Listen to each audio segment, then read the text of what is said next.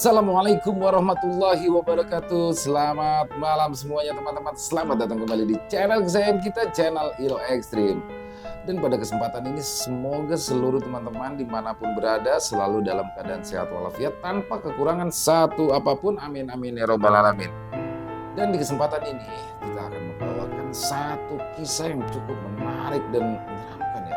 Kisah dari Mbak Nuna. Wah, tentang bus berhantu ya. Bukan bus hantu yang seperti diceritakan pada biasanya dan gak pakai lama-lama. Dan sebelum masuk ke dalam kisahnya, kami mengucapkan terima kasih kepada seluruh teman-teman yang sudah selalu setia mendukung channel kami, yang sudah selalu setia hadir di setiap harinya. Karena kehadiran teman-temanlah kami selalu semangat berkarya di setiap harinya. Dan tidak pakai berlama-lama, langsung saja kita masuk ke dalam kisahnya. Mode horor. Misteri bus berhantu di Jakarta Timur.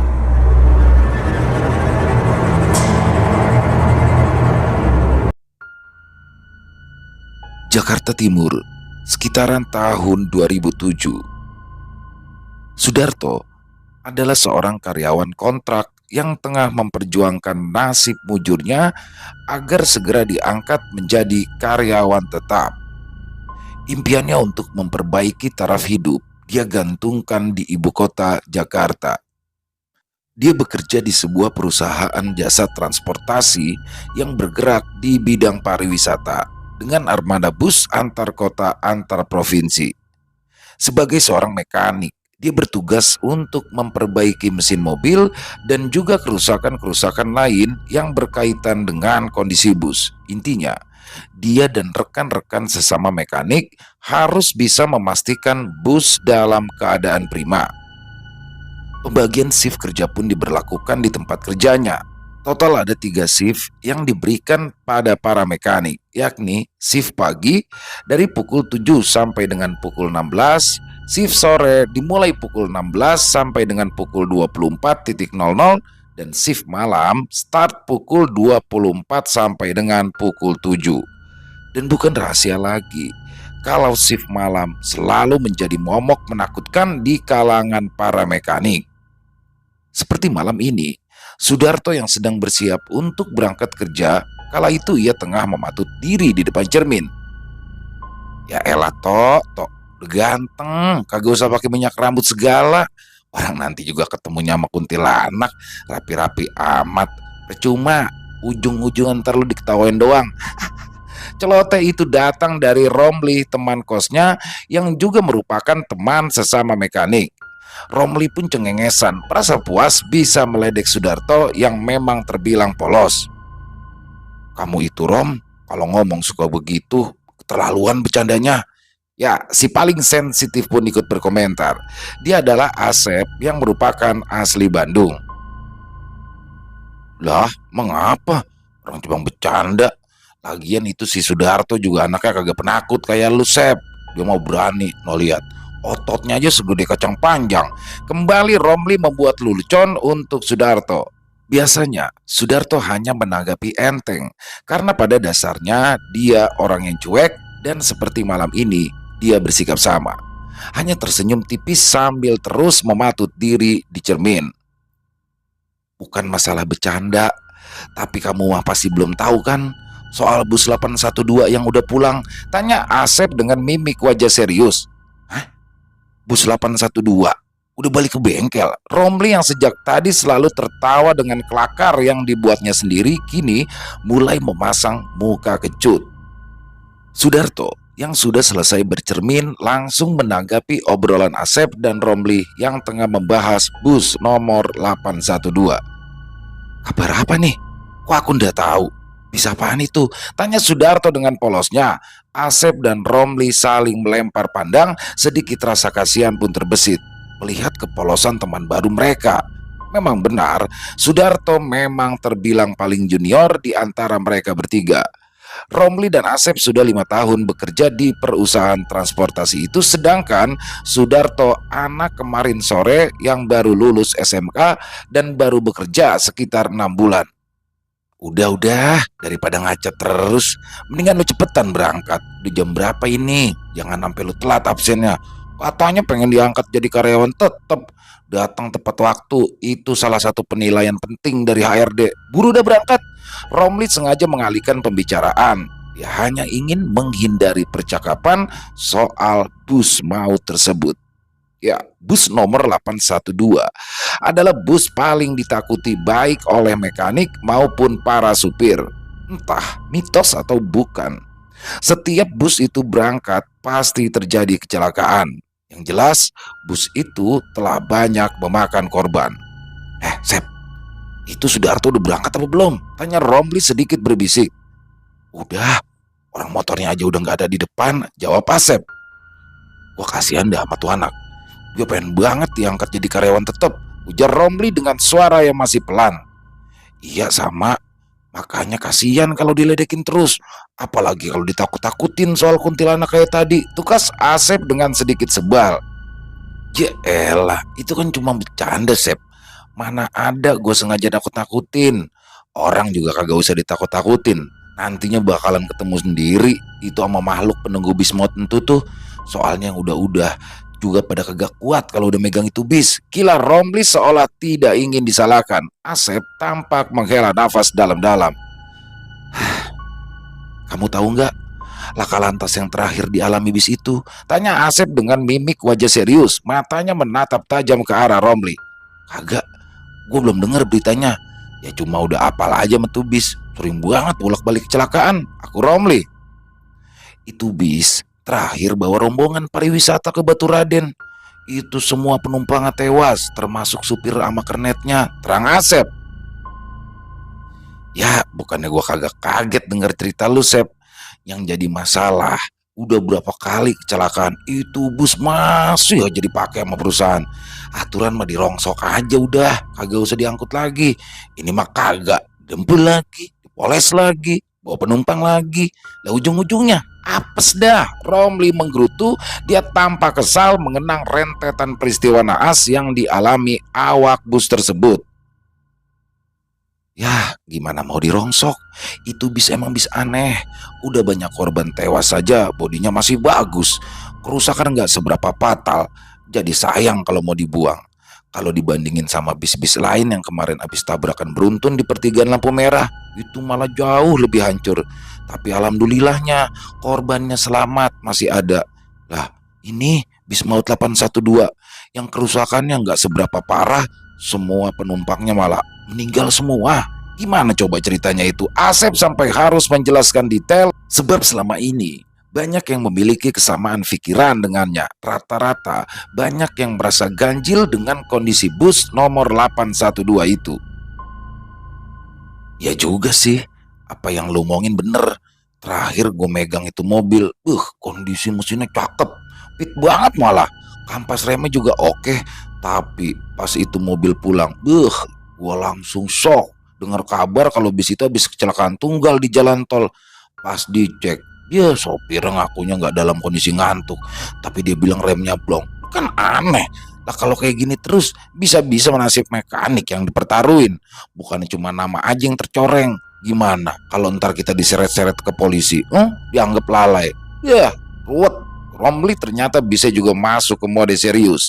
Dia bahkan sudah sangat jauh memikirkan nasib dan karir para mekanik yang dianggapnya paling dirugikan dalam hal ini. Saya juga heran, pas megang itu bus, bukan takut atau apa, tapi setiap dibenerin itu kayak ada yang nolak, digoyang-goyangin gitu terus di bodinya. Aduh, itu nggak enak banget, apes banget. Pengalaman ngolong sama si Iwan anak Pemalang, akhirnya digebrak itu sama si Iwan, langsung baru bisa dibenerin. Kenang Asep. Hah? Iwan? Tanya Romli terkejut. Iya Iwan, yang ngekos di Gang Koja, karyawan lama juga dia. Cuma aja ditaruh di bengkel depan terus. Ya kita jadi jarang ketemu. Nah itu sekalinya dioper ke bengkel belakang, ketemu sama bis itu. Waktu itu kita sip malam berdua. Lanjut Asep mengenang masa-masa kurang menyenangkan dengan bus berdarah itu. Udah lama belum kejadiannya? Yang lu sama si Iwan pengalaman horor megang bus 812? Tanya Romli lagi. Ya kurang lebih 4 bulan yang lalu, Asep menjawab cepat. Berani banget itu bocah. Gue milih diem aja, ntar juga berhentiin diri daripada digebrak begitu. Gimana coba kalau sampai ngamuk, kagak terima penghuninya. Ogah. Romli mengemukakan pendapatnya yang tidak setuju dengan perbuatan Iwan. Tadi aja ngatain penakut, pakai ngebandingin sama Sudarto segala. Gak taunya kamu sendiri itu yang nyalinya ngeper. Baru digoyang doang sama kuntilanak udah takut. Cibir Asep. Sekarang sudah impas. Skor pertarungan saling ejek antara mereka berdua. Sementara itu, Sudarto yang baru saja sampai di tempat kerja langsung menuju loker untuk mengganti pakaiannya dengan wearpack khusus mekanik yang berwarna biru tua. Di saat bersamaan, rupanya ada teman mekanik lain yang sedang ganti baju. Hanya saja, Sudarto tidak melihat kapan tepatnya orang itu masuk. "Permisi mas," sapa Sudarto yang sudah selesai lebih dulu. Setelah dia keluar dari loker dan berjalan sekitar 3 meter, dia teringat akan kunci loker yang masih ditaruhnya di atas lemari besi. Buru-buru, Sudarto masuk lagi ke ruang ganti khusus mekanik itu. Saat kakinya baru melangkah masuk, Sudarto merasakan sebuah keanehan. Dia tidak melihat teman mekanik yang tadi ganti baju dengannya. Sebenarnya, orang itu tidak ganti baju, melainkan sudah memakai wearpack berwarna biru seragam dari perusahaannya. Tadi, sosok mekanik itu berdiri menghadap loker dengan wajah tertunduk. Sudarto pun berjalan dengan hati-hati. Dia tetap masuk, meskipun saat melewati loker tempat mekanik tadi berdiri mematung, ada aroma bebauan yang cukup menyengat, semacam bau kentang rebus. Tidak lama, Sudarto pun lalu pergi dari ruangan ganti itu setelah mengambil kunci lokernya. Di dalam hatinya, dia sempat terheran-heran kemana sebenarnya mekanik tadi. Pengalaman horor yang terjadi di loker juga pernah dialami mekanik lain yang bernama Ugi. Suatu hari, Ugi yang kebagian masuk shift sore. Waktu itu ada panggilan storing atau mobil mogok. Jadi, setiap ada panggilan storing, itu artinya terdapat armada bus yang meminta bantuan perbaikan. Biasanya di daerah luar kota, dan kali ini panggilan itu berasal dari Bogor, Jawa Barat. Saat itu belum ada pool di daerah sana, sehingga terpaksa menurunkan mekanik pusat yang terbilang sudah cukup berpengalaman. Berangkat dari jam 5 sore, Ugi dan satu rekan mekaniknya baru kembali ke Jakarta pukul 1 dini hari. Ugi yang merasa sudah sangat lelah, ingin segera mandi, lalu berganti pakaian dan pulang ke kosannya. Akan tetapi, sesuatu terjadi sejak Ugi berjalan melewati areal tanah kosong dan tempat beberapa pohon mangga tumbuh. Dia merasa jika ada yang mengikutinya, terbaca dari bunyi langkah kaki yang seperti orang berjalan. Ugi terbilang karyawan senior, jadi sudah cukup sering mendapatkan gangguan sehingga dia pun bersikap biasa saja. Sesampainya di dalam kamar mandi, suara langkah itu masih terdengar mengikuti, tapi kemudian berhenti karena Ugi yang masuk ke bilik kamar mandi dan sengaja membuka keran air agar suaranya yang cukup keras bisa mengusir kesunyian malam. Tengah malam buta, sendirian mandi adalah hal yang jarang dilakukan oleh mekanik lain. Bahkan rekan mekanik yang tadi ikut storing bersamanya memilih langsung pulang dan mandi di kosan.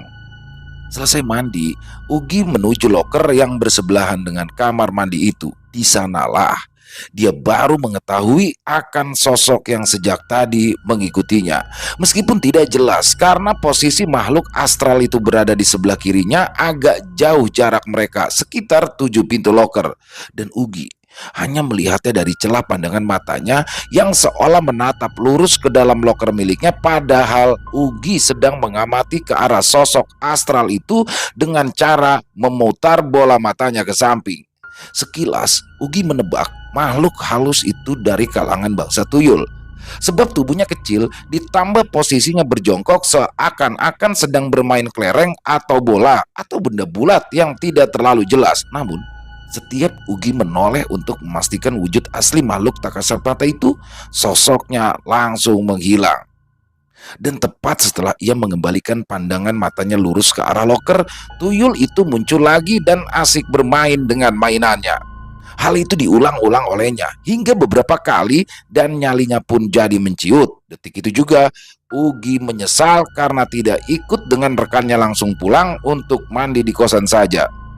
Di saat kebingungan, memikirkan caranya keluar dari ruangan loker tanpa melewati sosok tuyul itu, Ugi pun justru dikagetkan oleh suara tawa seorang anak kecil. Bulu kuduknya serempak berdiri, lalu yang terjadi kemudian, dia berusaha secepatnya memakai baju ganti, meski beberapa kali dia harus terjatuh ketika memasukkan kaki ke dalam celana jeans yang hendak dipakainya. Itulah serangkaian gangguan yang kerap dialami oleh para mekanik, belum termasuk supir dan satpam yang bekerja di sana. Tapi kebanyakan mereka tetap bertahan karena dituntut oleh kebutuhan. Khusus shift malam, hanya bengkel belakang saja yang difungsikan. Dengan 2 tim mekanik, 1 tim berjumlah 4 orang, itu artinya ada 8 mekanik yang bertugas plus 4 orang security.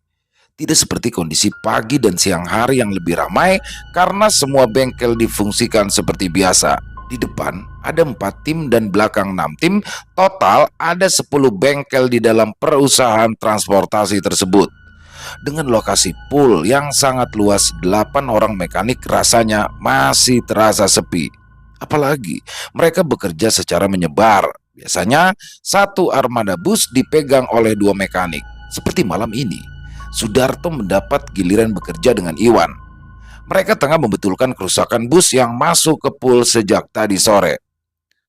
Heran ya Tok, mobil udah dari sore, katanya masuk jam 3, tapi nggak ada yang megang. Kayak sengaja dioper ke mekanik malam, padahal kerjaan dia udah pada selesai.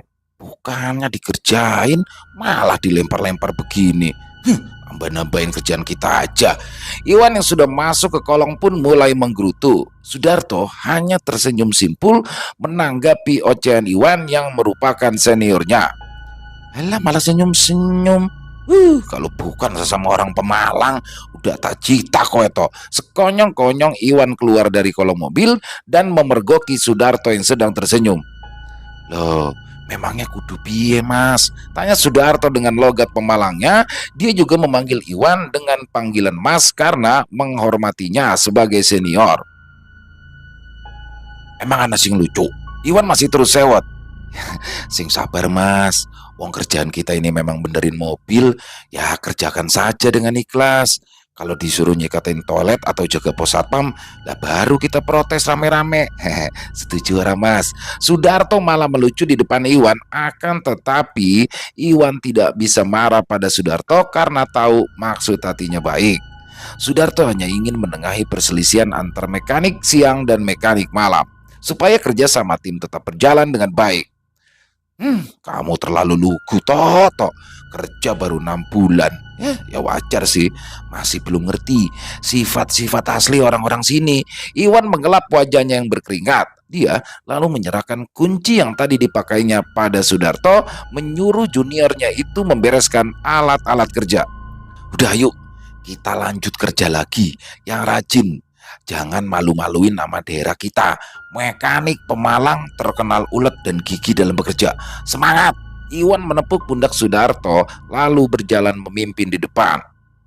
Selama 6 bulan bekerja di perusahaan ini, Sudarto sudah beberapa kali bertugas bersama Iwan. Jadi dia sudah lumayan hafal dengan sifatnya. Iwan memang terkenal pemberani, persis seperti apa yang dikatakan Asep. Iwan juga cekatan dan bagus dalam mengerjakan kerusakan mobil. Hanya saja Iwan agak sedikit temperamen. Mereka pun lalu sampai di bus kedua yang memang membutuhkan perbaikan. Iwan kali ini menyuruh Sudarto untuk masuk ke kolong untuk mengecek kondisi bus. Gimana? Tanya Iwan. Lumayan gampang Mas, jawab Sudarto mantap. Ya sudah, kamu kerjain sendiri, hitung-hitung belajar. Aku benerin bis nomor 830 dulu. Iwan kemudian pergi meninggalkan Sudarto sembari menenteng kotak peralatan miliknya. Sementara Sudarto masih berkutat di kolong, Iwan memeriksa bus lain. Dia mengecek kendaraan wiper yang menurut laporan supir sempat macet. Iwan yang saat itu berada persis di depan bus berniat untuk naik agar bisa menggapai wiper. Namun tiba-tiba saja mobil dari arah depan maju tanpa aba-aba. Teriak Iwan yang membuat Sudarto yang kala itu berada tidak jauh darinya kaget. Suara teriakan itu sangat memilukan, memecah keheningan malam. Sudarto yang sudah keluar dari kolong pun mencari sumber suara. Astagfirullah, Allahu Akbar, tolong! Teriakan supir bus pun membuat Sudarto merinding. Sesaat dia berusaha mengamati keadaan dan setelah memahami situasinya, Sudarto pun langsung terjatuh lemas. Mas Iwan, teriak Sudarto tidak kalah keras. Sekuat tenaga, Sudarto berusaha meneriaki Iwan tapi usahanya sia-sia. Iwan meninggal dunia di tempat dalam kondisi terjepit badan bus. Security, para mekanik dan staf yang bertugas malam itu seperti berada di dalam mimpi. Mereka semua tidak ada yang mengira jika kejadian mengerikan seperti ini akan menimpa salah satu karyawan atau rekan kerja mereka. Sebab bukan hanya SOP di perusahaan itu yang sudah terbilang canggih dan rapi, tapi rasanya mustahil sekali supir bus kala itu tidak melihat keberadaan Iwan. Terkecuali memang ada intensitas yang sengaja menutupi indera penglihatannya. Sumpah, sumpah demi Allah, saya tidak melihat. Awalnya saya cuma mau majuin mobil supaya parkirnya rapi, tapi bis di depan menyoroti mata saya sampai silau. Jadi saya refleks injek gas, kaget karena silau. Supir bus yang kini menjadi tersangka pun berusaha menjelaskan situasi saat kecelakaan kerja itu terjadi. Sudarto hanya bisa tertegun, ia memang terbilang dekat dengan sosok Iwan. Kecelakaan itu tentu saja membuatnya terpukul, apalagi malam itu mereka sedang bertugas bersama. Sementara di tempat lain, lu udah denger belum kabar si Iwan kena musibah? Dia meninggal dunia tuh kejepit bis pas lagi ngecek wiper, tanya Romli keesokan harinya pada Asep. Astagfirullah, innalillahi. Serius Rom? Si Iwan yang asal Pemalang? Tanya Asep. Iya, ini gue dapat kabar dari Patri, kepala bengkel, nih lewat SMS. Romli menunjukkan bukti SMS itu. Ya, di pagi itu Asep dan Romli sudah sarapan berita buruk yang menimpa rekan kerjanya. Terus si Darto gimana? Tanya Asep kemudian. Ya alhamdulillah, dia kagak ngapa-ngapa. Cuma ada kabar yang lebih nyerimin lagi, Sep. Romli memasang kedua matanya dengan tatapan Lang yang sedang waspada, seolah ada yang mengintai mereka berdua. Kabar apa? Tanya Asep. Itu katanya kecelakaan semalam. Itu ulahnya penunggu bis 812. Itu mobil diparkir di depan mobil yang nabrak si Iwan. Nah, supirnya itu bilang dia itu disorotin matanya sama bis 812 sampai kaget. Makanya refleks dari nginjek gasnya kekencengan. Romli pun lalu membeberkan isu yang tengah hangat di kalangan para mekanik dan supir. Waduh, kenapa jadi begini sih? Semalam ingat nggak? Aku cerita soal Iwan yang ngegebrak itu mobil. Ya sekitar 4 bulan yang lalu sih. Asep balik bertanya sambil terus mengusap wajahnya seolah tidak percaya jika ini nyata. Dia khawatir masih mimpi dan belum bangun dari tidurnya. Ya ingat bener, orang lu semalam cerita. Jadi maksud lu si Iwan itu dicelakai nama penunggu bis sial itu. Romli pun tampak menahan amarah. Sejenak Asep tidak merespon. Dia masih ketakutan sembari mengusap wajahnya diiringi istighfar. Ya selain si Iwan sih, gue juga kasihan tuh sama supirnya. Kalau kagak ada si Iwan tetap aja itu supir kena denda gara-gara nabrakin mobil. Ditambah lagi ada korban jiwa. Ya masuk bui dah. Romli dan Asep pun bersimpati pada supir bus yang terkena musibah. Terlihat mata mereka mulai berkaca-kaca. Setelah kejadian mengerikan itu, Sudarto dan yang lainnya masih terus bekerja seperti biasanya. Tapi nasib supir bus kurang beruntung. Dia sudah ditetapkan sebagai tersangka berdasarkan bukti CCTV.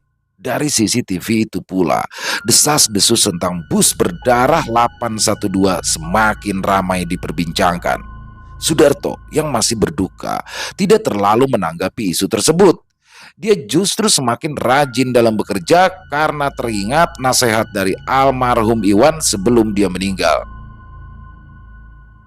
Kalau mau jadi karyawan tetap, harus semangat dalam bekerja, jangan malas. Ya, itulah kata-kata Iwan yang selalu terngiang-ngiang di telinganya. Kembali, Sudarto mendapat giliran masuk shift malam. Pergantian shift di tempatnya bekerja memang diputar tiap 1 minggu sekali. 1 minggu masuk pagi, 1 minggu masuk sore, dan 1 minggu masuk malam, begitu seterusnya. Malam itu, Sudarto bekerja dengan seorang teman yakni kakak kelasnya semasa sekolah SMK dulu. Namanya Aris. Sama dengan Iwan, Aris pun sudah dianggapnya sebagai teman rasa saudara. Aris sudah 1 tahun menjadi karyawan tetap di perusahaan itu dan Sudarto banyak belajar darinya. Di malam itu, suasana cukup dingin karena telah memasuki musim penghujan. Aris dan Sudarto mengerjakan mobil selalu berdua. Tidak seperti Iwan yang membiarkan Sudarto belajar mandiri. Aris lebih berhati-hati. Dia merasa kalau Sudarto masih perlu dibimbing dan diajari terlebih dahulu sebelum melepasnya. Gerimis yang mulai turun sejak sore hingga malam masih awet dan belum reda. "Tok, kunci 14," kata Aris. Dia sudah masuk kolong sementara Sudarto mendampinginya. Dongkrak pun sudah dipasang dengan cukup teliti sebelum Aris masuk. Saat sedang mengerjakan perbaikan itu, Sudarto tiba-tiba dipanggil oleh salah seorang security. Tok, anterin gua ke belakang, bentaran yuk." "Duh, nanti nanggung, lagi ada kerjaan pak," jawab Sudarto tegas. "Apalagi itu si Kosim?" Aris penasaran, karena sudah sering dimintai tolong oleh satpam yang bernama Kosim. "Biasa, penakut banget emang. Cuma ngecek ke belakang aja harus dianterin," jawab Sudarto. "Ya sudah sana, kasihan, anterin saja. Memang ribet itu orang. Bilang, minta duit rokok kalau tiap hari dianterin terus," timpal Aris dengan nada setengah memaksa terhadap Sudarto. Namun, Sudarto pun tahu maksud Aris hanya bercanda saja. "Ntar aja deh, orang lagi ada kerjaan gini, malas banget disuruh nganterin keliling." Sudarto enggan meninggalkan Aris sendirian. "Udah gak apa-apa, ini udah kelar, tinggal masang tutupnya doang kok." Aris pun kembali meminta Sudarto pergi karena kasihan melihat Pak Kosim yang tampak menyedihkan. Ya, Pak Kosim adalah seorang satpam senior, tapi kelakuannya mirip anak kecil alias penakut. Sudarto pun akhirnya setuju untuk mengantar Pak Kosim. Mereka berdua pun berjalan beriringan. Pak Kosim menyoroti langkah kaki mereka dengan menggunakan senter. "Tok, kamu betah ya kerja di sini?" tanya Pak Kosim berusaha mencairkan suasana. "Betah pak," jawab Sudarto singkat. "Gua aja kalau ada kerjaan lain pengen resign tok. Capek kalau shift malam, sering kena angin malam, kagak baik. Cuma ya namanya kebutuhan ya terpaksa deh begini," ucap Pak Kosim seolah masih menggantung. Jadi Sudarto pun tidak menjawab apapun. Ia masih setia mendengarkan sembari matanya mengawasi sekeliling. "Kalau lu masih betah ya kerja di sini, masih muda, masih kuat tenaganya," Pak Kosim berbicara sembari menyoroti beberapa titik di depan langkah mereka. "Hah, siapa itu tok?" Tiba-tiba Pak Kosim memasang sikap siaga. "Gak ada siapa-siapa pak, cuma mekanik kali pak." Sayangnya Sudarto malah bersikap santai saja. "Itu yang pakai baju merah." "Lah emang mekanik sini ada yang seragamnya merah?" Pak Kosim pun mulai cemas. Sudarto coba mencari keberadaan orang berbaju merah yang dilihat Pak Kosim. Matanya menyisir ke sebidang tanah kosong mirip sepeta kebun yang ditumbuhi beberapa pohon mangga. "Gak ada siapa-siapa pak, mungkin orang kantin kali lagi kebelet mau ke toilet." Lagi-lagi Sudarto coba menanggapi dengan santai. "Lah orang kantin mana ada yang ke toilet sini tok, kejauhan. Orang di kantin aja ada toilet," sanggah Pak Kosim. "Ya siapa tahu lagi penuh atau rusak pak toiletnya." Sudarto memang begitu. Pembawaannya cukup tenang dan tidak mudah ditakut-takuti. Setelah selesai berkeliling dan memastikan keadaan aman, Pak Kosim mengajak Sudarto kembali. "Kenapa udah ngajak sapam lain sih pak buat nemenin keliling?" tanya Sudarto dengan polosnya. "Lah kan udah ada tugasnya masing-masing tok. Ntar juga gantian ada yang keliling lagi tiap 2 jam sekali. Masa iya pos apa mau ditinggalin begitu aja? Kena denda kita ntar sama Pak Hidayat, bos besar kita. Kenal kagak lo sama Pak Hidayat?" tanya Pak Kosim. "Ya nggak mungkin kenal toh pak. Orang saya cuma karyawan bawahan, udah gitu masih kontrak lagi. Mana kenal Pak Hidayat sama saya?" Bahasa sarkas yang dilontarkan Sudarto membuat Pak Kosim terkekeh. "Bisa aja lu ngelawak tok. Tapi kelucuan itu tidak berlangsung lama sebab suara tawa dari Pak Kosim ternyata ada yang menyahuti. Tok, lu dengar kagak tadi? Pak Kosim tampak celingukan sekaligus ketakutan. Sudarto diam. Dia sendiri masih belum yakin dengan apa yang baru saja didengar. Tok, itu lihat tuh. Nah, itu tuh, cewek baju merah yang tadi gue lihat. Lah, dia naik ke atas pohon mangga, Tok. Tangan Pak Kosim menunjuk ke area tanah kosong yang dipenuhi oleh pohon mangga. Sudarto dan juga Pak Kosim tadi sudah memeriksa ke sekitaran situ, tetapi keadaan aman-aman saja. Bapak tadi bilangnya cuma orang pakai baju merah. Kok sekarang malah bilang cewek pakai baju merah? Sudarto coba meminta kejelasan pada Pak Kosim. Ih, ini anak ngapa sih? Mau orang, mau cewek, mau bencong, pokoknya dari tadi dia pakai baju warna merah, Tok. Gua kagak salah lihat. Lah kan tadi lu ngiranya dia orang kantin, no. Buktinya no, bukan orang kantin, tapi jurik pohon mangga. Wah, kabur ya. Dalam hitungan detik, Pak Kosim sudah lari tunggang langgang meninggalkan Sudarto sendirian.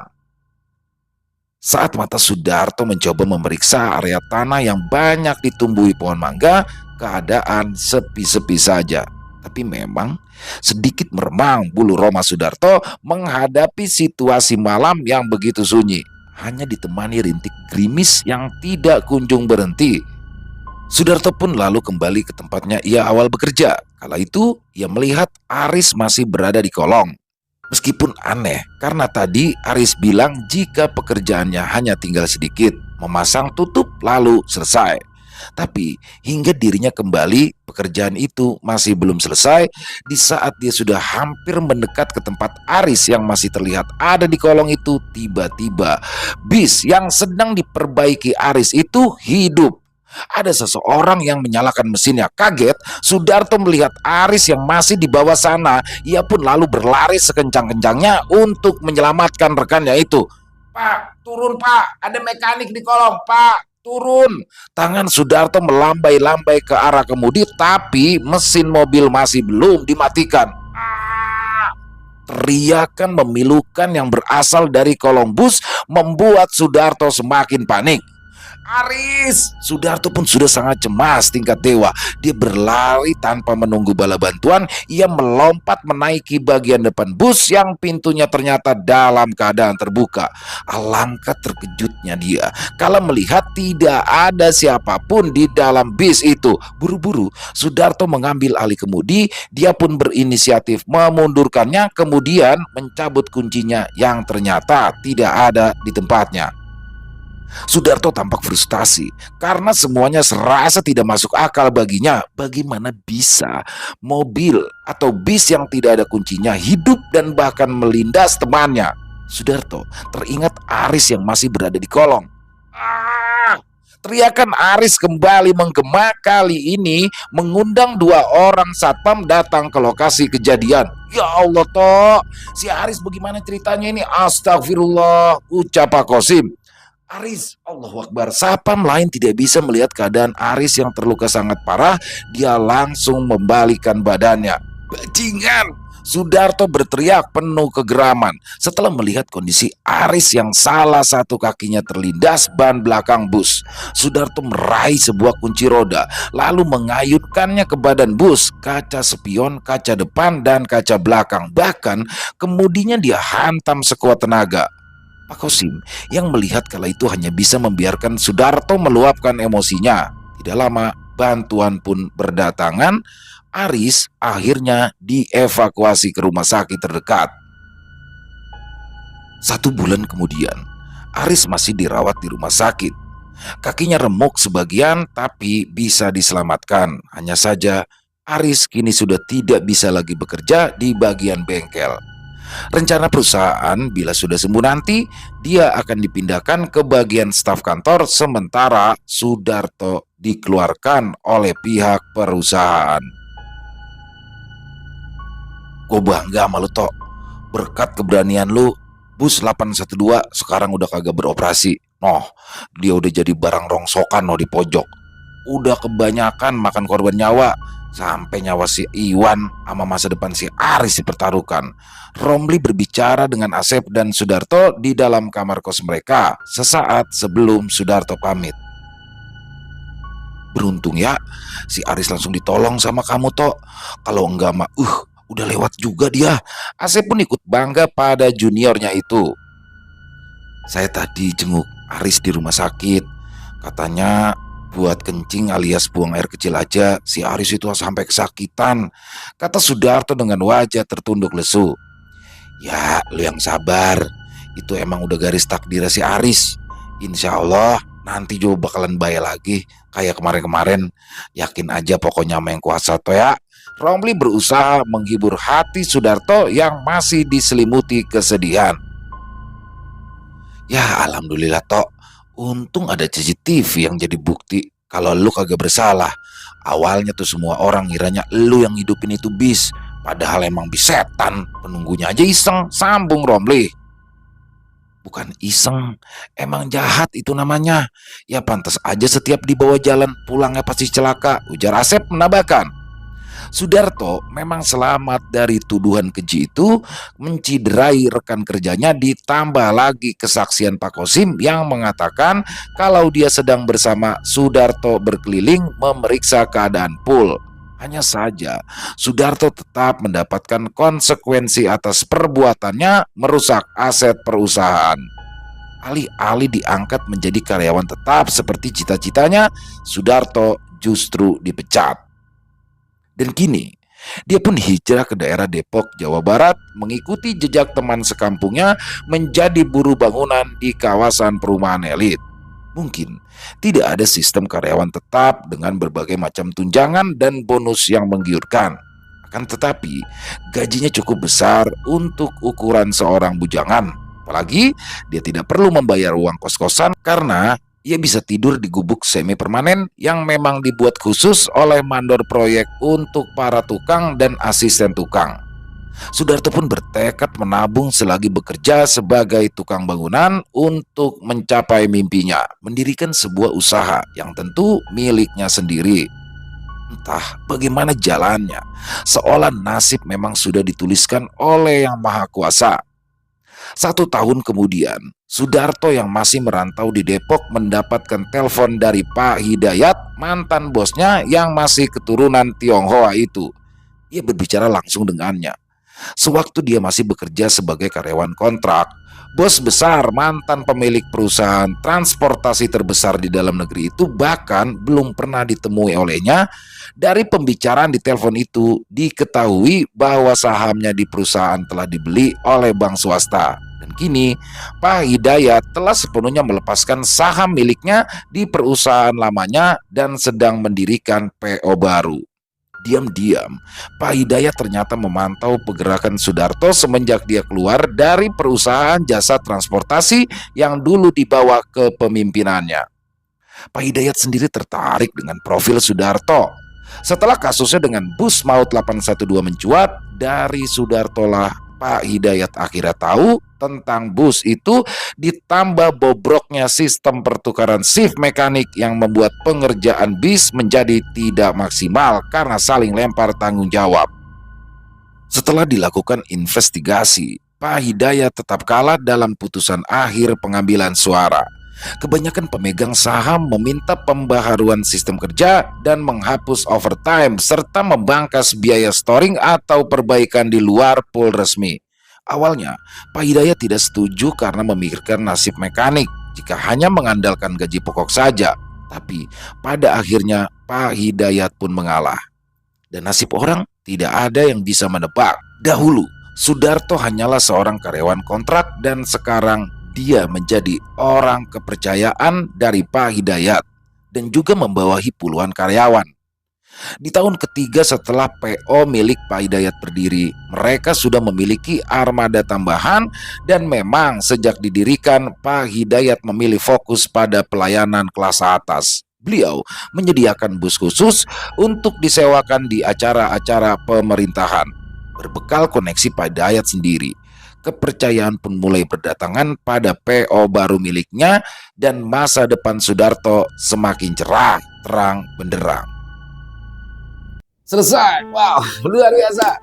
Kisah dari Mbak Nuna tentang bis berhantu dan luar biasa di sini kisahnya ya.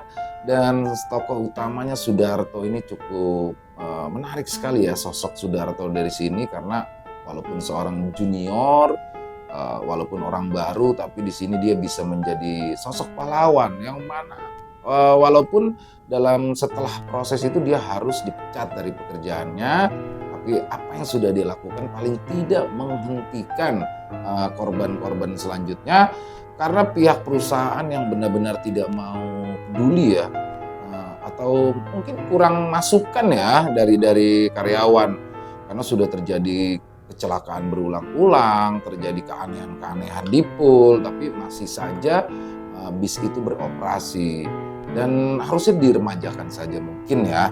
Dan di sini sangat menarik yaitu ketika Iwan. Jadi Iwan itu dia benar-benar kegencet gini ya, kegencet. Wah, itu serem banget. Dan terakhir adalah kawan dari Sudarto yang untung saja bisa diselamatkan oleh dia, terlindas begitu saja dan kakinya akhirnya menjadi korban. Tapi setelah dia menghancurkan bisnya, walaupun dia harus dipecat, tapi bisnya akhirnya oleh pihak perusahaan tidak beroperasi lagi. Ya keren banget kisahnya Mbak Nuna, ditunggu lagi kisah-kisah selanjutnya. Jadi Mbak Nuna ini adalah salah satu penulis berbakat asal Brebes, Kota Brebes, Jawa Tengah. Terima kasih atas kisahnya dan banyak sekali ya hikmah yang bisa kita ambil dalam kisah ini, yaitu kalau menurut saya yang saya suka di akhirnya ya ketika Sudarto menerima semuanya dengan ikhlas, dia dipecat walaupun hal yang dia lakukan adalah untuk kebaikan, tapi dia menerimanya dengan lapang dada sampai akhirnya dia mendapatkan sesuatu yang jauh lebih baik. Ini luar biasa. Jadi di sini adalah mungkin hikmah yang bisa kita ambilnya ketika menerima sesuatu dengan penuh keikhlasan. Ya, dan silakan buat teman-teman mungkin yang punya komentar atau pendapat lain bisa dituliskan di kolom komentar ataupun hanya sekedar saling menyapa. Insya Allah kami akan membalasnya satu persatu. Buat yang suka dengan videonya bisa diklik tombol like-nya, tombol jempolnya. Bisa juga dong di-share link videonya ke teman-teman yang lain. Dan buat yang belum subscribe, yuk diklik tombol merah subscribe-nya dan lonceng notifikasinya dinyalakan agar teman-teman selalu mendapatkan notifikasi dari konten-konten yang akan kami upload selanjutnya. Untuk channel ILO Extreme kami upload setiap jam 7 malam waktu Indonesia bagian Barat. Buat teman-teman yang mungkin punya kisah horor misteri ya yang diangkat dari kisah nyata yang berdasarkan pengalaman pribadi, apabila memang berkenan dibawakan di channel kami, silakan bisa mengirimkannya ke nomor telepon yang ada di bawah sini. Dalam bentuk tulisan boleh, dalam bentuk rekaman suara boleh, senyamannya teman-teman aja. Untuk yang mengirimkan kisah kami ucapkan terima kasih, dan di akhir kata saya Ilo mengucapkan permohonan maaf apabila ada kata-kata saya yang salah ataupun ada kata-kata saya yang kurang berkenan. Saya mohon dibukakan pintu maaf yang seluas-luasnya. Sampai jumpa lagi di konten-konten kami selanjutnya yang pasti tidak kalah ngerinya, yang pasti tidak kalah seramnya, masih bersama saya Ilo di channel Ilo Extreme. Salam sehat sukses selalu untuk kita semua. Wassalamualaikum warahmatullahi wabarakatuh.